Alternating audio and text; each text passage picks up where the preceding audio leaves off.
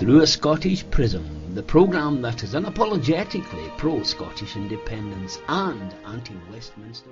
So then we get into the reality that the dominant National Party reaches its own accommodation with the colonial power. Mm-hmm. And that's where we are with the SNP, or the new SNP. They've reached that accommodation, which means they're not going to rock the boat too much.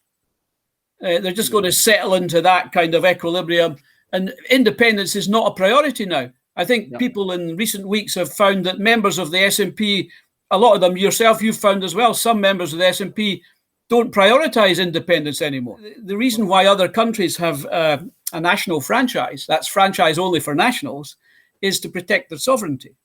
Yeah. Because if a country like Denmark, for example, had a couple of million Germans suddenly appearing, and they were all then given a vote on Danish sovereignty, they might just say, well, we think Denmark should be part of Germany again. Yeah. What this comes down to, Roddy, is basically racism. We don't talk about it. We don't talk about racism of the Scots or racism of indigenous peoples and minority groups. And we have to remember, within the UK context, the Scots are a minority. Mm-hmm.